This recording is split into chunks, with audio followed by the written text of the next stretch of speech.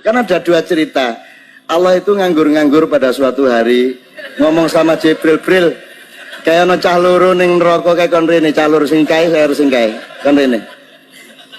Wah, Jibril sing pundi? Kae sing kono kae karo sing kono. Kowe diceluk wong loro terus ngadep Gusti Allah. Kowe ngapa kok mlebu neraka le? Kata Allah. Terus orang itu jawab, ya Allah, saya mohon ampun, selama hidup saya belum pernah berbuat baik. Selalu jelek kelakuan saya. Ngono ya pancen nek ngono wis pantes kuwi ning neraka. Nek kowe piye le? Ngapa kowe neraka? Wah, kula niku umur kula dawa. Luwih 90 ya Allah. Ning kula niku mboten tahu pisan-pisan taaten jenengane mboten tahu kula. Blas mboten tahu ngono kuwi. Oh, dadi kowe ora tahu taat karo aku. Ah, nggih, pisan mau mboten. Nah ngono ya. Ya sekarang bali. Allah kan mangkel akhirnya bali. Nah, wong loro ki reaksinya terhadap perintah bali pulang kuwi berbeda. Sing siji sifat kuping, wah melayu disentak Gusti Allah melayu, sing siji melayu ning gojag-gajeg nolah-noleh ngene. Gusti Allah, ada dua fenomena ini. Ngono ta. Bali rene terus dipanggil lagi, ada dua opsi ini. Kowe ngapa kok melayu sifat kuping? Kula ampun matur, kula niki selama hidup mboten tahu berbuat baik. Lah niki tiba-tiba jenengan perintah kon bali langsung melayu, lumayan ini saya berbuat baik sekali ini. Oh, dadi ku melayu mergo tak acara aku. Ah nggih, lumayan pisan. Lah sing ngono mlebu swarga kono. Ah ngono. Terus sijine meneh, lha kowe ngapa kok gojag-gajeg tolah rono nolah noleh ngiwon nengen. Lho kula niki ngeten lho, kula lak mboten tahu anu to, mboten tahu taat kalian jenengan. Kula niki karep kula nggih melayu sifat kuping niku kula mikir, aku dikon bali nang ndi maksude. Pancen aku sekon neraka ning apa ya Gusti Allah sing Maha Baik kuwi ngongkon aku bali nang neraka. Ah mestine ya ora. Dadi kula niku bingung. Iki kon bali nang swarga apa neraka ya bingung. Dadi kula gojag-gajeg. Kula niki bersangka baik kalian jenengan gitu kate. Oh, terus Allah kowe iki gojag-gajeg kuwi mau mergo sangka baik karo aku. Husnudzon. Nggih, kula husnudzon. Wis nang ngono mlebu swarga kono. Karo-karone mlebu swarga. Jadi sekarang fatwa saya jelas malam hari ini, pilihlah salah satu di antara dua. Satu, jangan pernah berbuat baik. Nomor dua, jangan pernah taat kepada Allah. Sehingga nanti Anda masuk neraka terus dipanggil oleh Allah. Nek diceluk. Nek ora modaro. Di akhir Ihya itu ada cerita tentang rojak. Dan ini pasti di luar dugaan sampai. Karena sanad itu cara berpikir itu ya ikut saja. Yaitu ada dua orang ahli neraka dipanggil Allah. Dipanggil Allah dalam keadaan di borgol. Ditanya sama Allah, enak di neraka? Jawabannya pemuda itu ya, wah Gusti ya, di neraka kok enak? Ya jelas gak enak. Ya sudah, kamu kembali lagi ke neraka. Dugaan kita kan pasti anak ini gak mau. Ternyata enggak, dia lari sekenceng-kencengnya menuju neraka. Semangatnya Masya Allah. Makanya ini sekaligus ijazah, kalau disuruh masuk neraka yang apa? Semangat. Oh itu Tuhan akhirnya tanya, loh kamu tak suruh ke neraka kok semangat? Gusti saya ini sudah kapok. Ketika di dunia kalau jenengan nyuruh sholat saya lelet, jenengan menyuruh kebaikan saya lelet. Sebagai bentuk kapok saya, jenengan menyuruh saya ke neraka saya semangat supaya saya nurut. Barokahnya semangat menuju neraka, ya sudah di surga saja. Ya, makanya ini nanti kalau kamu disuruh masuk neraka yang apa? Semangat. Karena kita di dunia itu ada di akhir Ihya. Artinya itu kan di luar dugaan kita. Cara berpikir seperti itu di luar dugaan kita. Akhirnya dia jadi ahli jannah. Cerita kedua ya masih di bab yang sama. Yang satu disuruh enak di neraka, ya enggak Gusti. Sudah kembali lagi ke neraka. Si orang ini tolak itu. Terus ditanya sama Allah, kenapa tolak? Ya Allah, ketika engkau memanggil kami ke surga, saya tidak pernah ngira kalau akan engkau kembalikan lagi ke neraka. Ya sudah, kamu di surga saya karena husnudzon sama saya. Ini berarti ada dua sanad. Lucunya sama-sama benar. Yang semangat ya benar, yang lelet juga benar. Maka kamu punya dua pilihan. Nanti kalau disuruh masuk neraka, bisa semangat bisa apa? Lelet. Dan semuanya nanti di surga. Artinya begini, sanad itu apa ya? Enggak yang kita juga. Makanya saya mohon siapapun yang mencintai agama ini harus banyak baca. Jangan nuruti emosi, kemudian emosi itu di atas namakan agama. Di Sahih Muslim itu ada cerita, ini termasuk hadis pegangan kan Sahih Bukhari Muslim. Itu ada cerita seorang sujud sama Allah itu kan banget baiknya, sangat baik.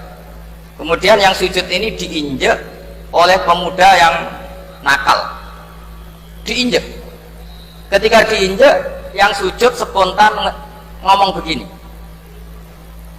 fawallahi la yaghfirullahu laka, demi Allah, Allah tidak akan maafkan kamu. Di luar dugaan, tentu kalau nggak ada sanad, omongan ini normal karena nginjek orang apa? Sujud. Tapi di luar dugaan, Allah mewahyukan ke Nabi di zaman itu, disuruh bilang sama orang yang sujud itu, Allah ngendikan, manggal ladzi yata'alla alayya alla aghfira li fulan faqad ghafartu lahu wa ahbattu amalah. Siapa yang mencatut nama saya bahwa saya tidak bisa memaafkan orang yang nginjek, Allah tersinggung karena namanya dicatut. Saya ini Tuhan bisa menyiksa dan bisa mengampuni. Kenapa sifat saya jadi satu hanya menyiksa? Sifat ampunan saya di mana? Itu kalau nggak sanad nggak bisa. Saya ulang lagi, Allah itu apa? Zat yang bisa yaghfiru liman yasha wa yu'adzibu may yasha. Tapi orang yang sujud ini hanya mensifati Allah satu, yaitu Allah pasti menyiksa. Dan Allah tersinggung. Bagaimana mungkin saya Tuhan hanya berstatus bisa menyiksa, tidak bisa mengampuni? Akhirnya orang ini disalahkan, malah yang sujud tadi bilang ke orang itu, sujudnya saya hapus pahalanya, dan yang nginjek saya hapus dosa. Tapi ya bukan berarti terus kamu boleh nginjek orang sujud, ya enggak. Artinya gini loh, saya hanya memperkuat moderator tadi, berpikir agama itu berdasar sanad. Kalau nuruti emosi pasti kita akan setuju Allah tidak ngampuni yang menginjak. Tapi berdasar sanad, berapa orang yang dulu melukai Nabi, bahkan punya niat membunuh Nabi, akhirnya ditobati oleh Allah Subhanahu wa Ta'ala. Siapa yang nggak tahu cerita Suraqah, orang yang niatnya bunuh Nabi, ditobati Allah. Siapa yang nggak tahu cerita Khalid bin Walid, orang yang punya konsep untuk mengalahkan Nabi di perang Uhud, juga akhirnya masuk Islam dan diampuni Allah. Banyak lagi tokoh kafir yang dulu musuhin Nabi akhirnya ditobati oleh Allah.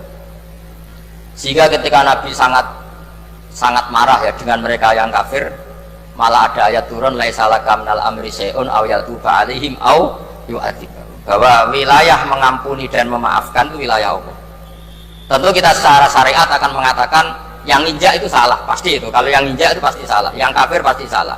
Tapi jangan katakan kalau Allah tidak bisa menobati mereka. Lagi-lagi yang bisa mengertikan itu apa? Sanad. Kita ngaji di bab itu bahwa ada orang diinjek, ternyata Allah ketika yang sujud mengatakan wallahi la yaghfirullahu laka, demi Allah, Allah tidak akan maafkan kamu. Loh, mensifati Allah dengan satu sifat la yaghfiru itu Allah tersinggung karena Allah bisa yaghfir. Makanya ini penting sekali saya utarakan supaya kita ini bicara itu sesuai sanad. Karena andaikan tidak sanad, agama ini di logika, kemudian logika orang itu berbeda-beda. Maka kayak apa kacaunya agama ini? Terus yang ketiga, saya beri sekian contoh. Ini saya bawa kitab hikam yang diterjemah oleh Mbah Soleh Darat. Saya dulu pernah ngaji hikam sama abahnya Gus Zufur. Cara berpikir Abul Hasan Asyadzili misalnya, umumnya orang itu kan kalau amal itu ingin diterima ya, kalau sujud ingin diterima Allah, kalau sholat ingin diterima Allah, dan kalau sangat ingin itu biasanya terus berlebihan, saking berlebihannya terus nangis minta amalnya diterima gitu. Tapi efek negatifnya gini, jangan-jangan nggak diterima, lalu kalau nggak diterima gunanya apa? Ini buruk sekali kalau mulai tanya, sujud saya jangan-jangan nggak diterima, kalau nggak diterima gunanya apa? Itu menurut Abul Hasan Asyadzili itu pertanyaan dari setan. Bagaimana mungkin kita pernah menyesal atau menyesali sujud yang pernah kita lakukan untuk Allah Subhanahu wa Ta'ala? Wong dadi kawulane Allah, wis dikai bumi, dikai oksigen, dikai rezeki, tahu sujud, bareng dikasih tahu Jibril, sujud kamu gak diterima. Wah, getun aku sujud be Allah. Masa sujud sama Allah getun. Maka kata Abdul Hasan Asadili begini. Kafa bika jazaan an radiyaka laka ahlan. Cukup sebagai balasan dari Allah yang luar biasa, kamu ditakdir sujud. Wah, itu keren. Coba kalau kamu nanti ketemu Allah, ada orang yang sama sekali di bumi gak pernah sujud, lalu kamu ketemu Allah sujud berkali-kali, kemudian dapat kabar kalau sujud kamu gak diterima, pantas mana kira-kira? Pantas yang pernah sujud apa pantas yang gak pernah sujud? Pantas yang pernah sujud. Jika pikirannya Abdul Hasan Asadili, sudahlah kamu bahagia saja karena kamu ditakdir pernah sujud, itu satu anugerah Allah yang luar biasa. Kamu nggak perlu terganggu diterima apa nggak diterima, karena kalau kamu terganggu itu nanti lama-lama mengatakan apa gunanya sujud kalau tidak diterima, dan itu setan menang kalau sudah ada pertanyaan apa gunanya sujud. Nah, makanya disebut min syarril waswasil khannas. Kata Abdul Hasan Asadili, waswas di sini adalah setan ngeridu kamu supaya kamu ngeset semua ibadah kamu, jangan-jangan kamu nggak diterima, kemudian kamu menyesali semua ibadah yang pernah kamu lakukan. Betapa buruknya kita, wong ngamal apik kok disesat.